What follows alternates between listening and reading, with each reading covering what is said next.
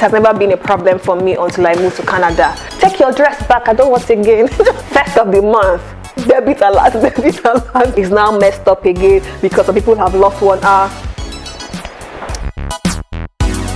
Hello, welcome to my channel. It's Kosi here again. How are you? Thank you for stopping by. If you're a new subscriber, hey, welcome to the community. Thank you for deciding to join us. And if you're an OG, a returning subscriber, hey, what do you do? What's up? I hope you've been keeping safe since my last upload. Today's video is a continuation of the series Newcomer in Canada. So guess what? It's been 1 year since I moved to Canada.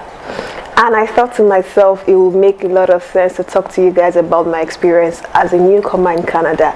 But I decided that, you know what, instead of talking about the good stuff, which you probably already know about, so I decided that let's talk about the bad and the ugly stuff that newcomers in Canada face. You know, moving to a new country as an adult is already a lot of work. So what exactly should you be preparing for? What is the hard reality that you should be preparing for? Are you excited? Do you want to know what it's been like for me in the past 1 year? Bad experiences, of course. Then don't go anywhere and we'll get into the gist in a bit.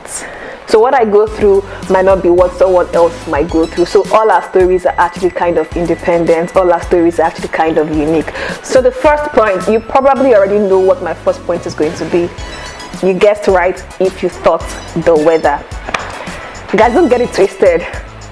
Winter, as they make us understand it from books, from movies, on the television, in other countries, is not the same thing as winter as we have it in Canada. In Canada, the winter here is a different breed. Last year winter, I actually experienced a temperature that was as low as -40. The annoying part about that was that I still had to go to work, but I'd rather not go anywhere in -40 if I had the choice. The best thing that's going to happen to me winter this year is that we are all working from home. So I can decide that I'm not going anywhere as soon as the winter starts and the temperature begins to drop. That's such a huge relief. So if you're a newcomer in Canada, that's definitely one thing that you have to be ready to adjust to. The weather is crazy in winter. There's no nice way to say it. There are so many other things that come with that.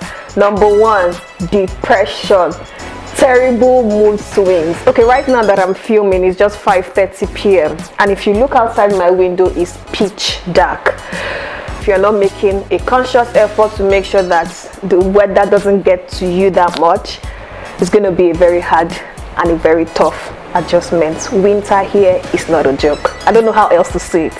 The second thing that most newcomers in Canada struggle with when they move to Canada is having a community. Many of us moved here when we were already adults. Our lives were already kind of set back in our home countries. We had our friends, we had our communities, we were doing pretty well in our careers, and then having to come here and not knowing so many people can actually be a struggle. There are some days that you're like, oh my god, I just want to pick up my phone and call this person, and then you realize that because of the time difference, this person is probably already asleep, or you can't just get into your vehicle and drive to the person's house. I think for me, the hardest part when it comes to having a community here as a newcomer in Canada is when it comes to job hunting. Many of us know that for job hunting, having a network of friends and family that can always refer you plays a huge part in helping you settle in on time. So imagine you're coming to a new place where no one can really vouch for you because they haven't worked with you before. It's kind of difficult, you know, getting a foot in the door, getting to meet people and prove yourself. So it's like you're pretty much starting your life all over again. So having that support to know that no matter how bad it is, there's someone you can call or someone you can visit that'll make you feel better. It's not necessarily what we enjoy here until, of course, you stayed here for a while and you've grown your own community, you now have your own friends.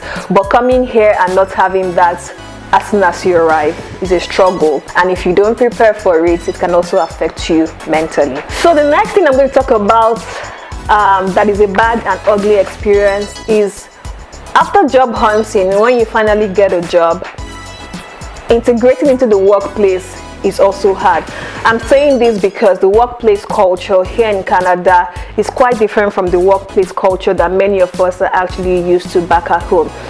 and this is an entirely different topic on its own, which I probably have to do a video about. But I feel like if I compare the workplace culture here in Canada with the workplace culture back at home, they are on both extreme ends of the spectrum for so many reasons. The use of soft skills here in Canada is something that you definitely need to learn to be able to advance in your career. Knowing when to speak to someone, knowing what to talk about, the use of non-verbal communication, knowing when to contribute during meetings, the lack of micromanagement.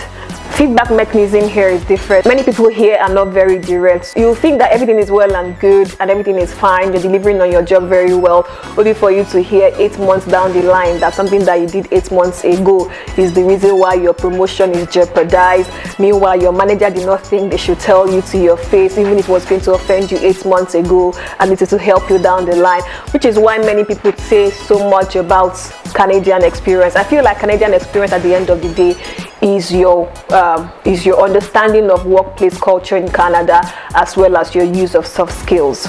So the next point I'm going to talk about is food. Yeah, food. Many of us, when we come here, we do our best to make sure that we come with enough food that can last us a few months. But guys, in Canada, the staple meal here is sandwiches, bread, potatoes. Their food is bland. They don't like their food hot and spicy, which is different from what many of us are actually used to. So if you really want to survive here, eating good food, you definitely have to be able to cook your own food by yourself, because you won't be able to get the kind of food that you're used to, that you like out there.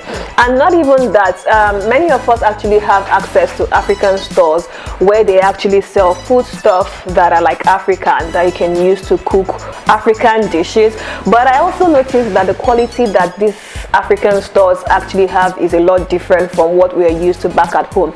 But definitely your eating pattern, your food choices will significantly change when you arrive in Canada. Now, another bad and ugly experience about Canada is the time zones. In this same country, I think we have about, that I'm aware of, there are four time zones. We have Eastern Time, Central Time, Mountain Time, and the Pacific Standard Time. 4 different time zones. And guys, it's crazy because across the different time zones, you can actually have a difference of as much as 3 hours.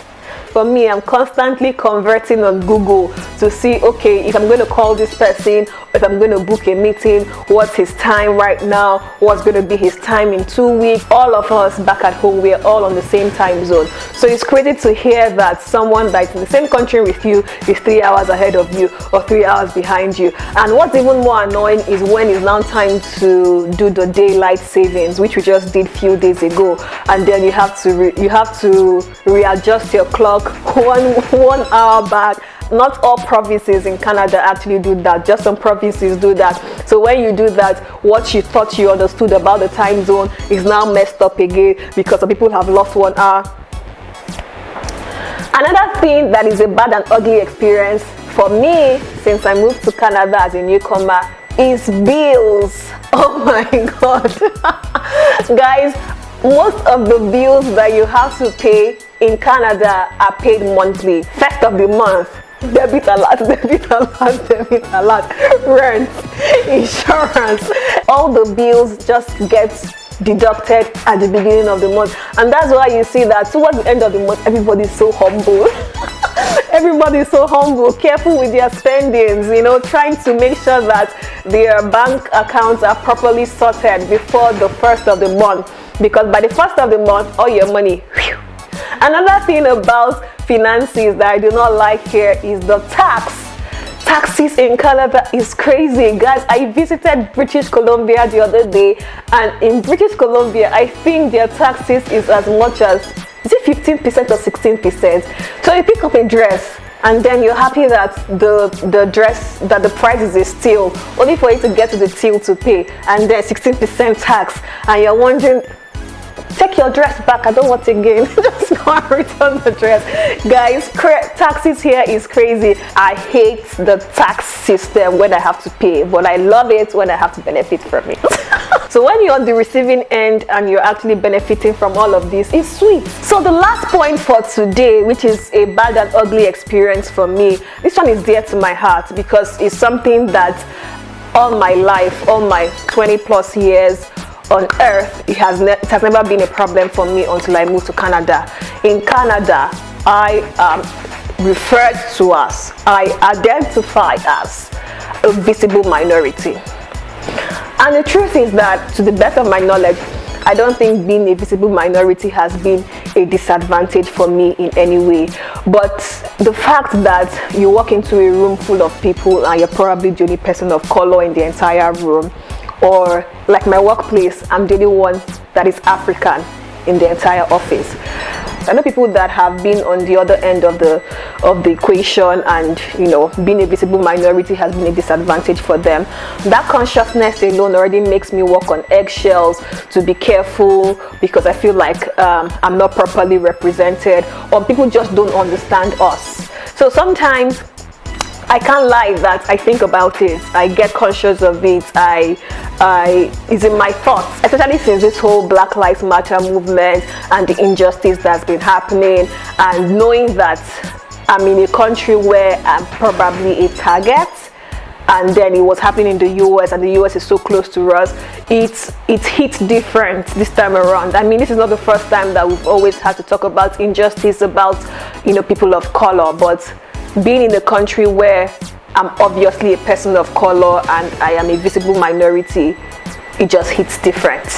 I don't know if that makes any sense. It just hits different. I think for me, the consolation is that in Canada, so many people here are actually immigrants. So we all kind of come here with our own individual stories. You might not be a black person. You might be coming from Mexico. You might be coming from Asia. You might be coming from anywhere else in the world, but you did not grow up here, right? So you are also experiencing some kind of struggles that are similar with mine. So I kind of identify with every other immigrant with their own struggle, right? So that gives me some kind of peace of mind to know that, oh, my struggle is different from this person's struggle, but we are all still kind of struggling in a way to make our lives better in a new country where we did not grow up, we don't know anyone, and we're just trying to make best with what opportunities we have and all of that. Yeah, so for me, those are all the bad and ugly experiences that I think that I have experienced since the last 1 year after I moved to Canada.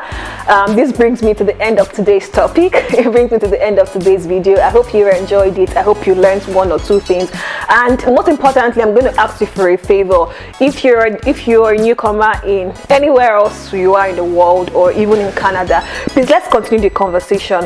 What are the bad and ugly experiences that you've had to deal with, that you probably did not know you would have to deal with, or you did not understand the gravity, the intensity until you moved? What are those things, and what exactly are you doing to mitigate them, to make it a lot better for you, to make your life a lot easier? Let's continue the conversation. So someone else might learn from it, someone else might share in your struggle. And really, that's the reason I make these videos, because I know that very few of us really understand the reality of moving to a new country as an adult and trying to figure out everything, trying to start your new life and still try to be successful regardless. So thank you for watching up to this point. You are the real MVP. Before you go, don't forget to check out my other videos regarding my experience as a newcomer in Canada. Till my next video, take care, stay safe, and always remember to be kind. Goodbye.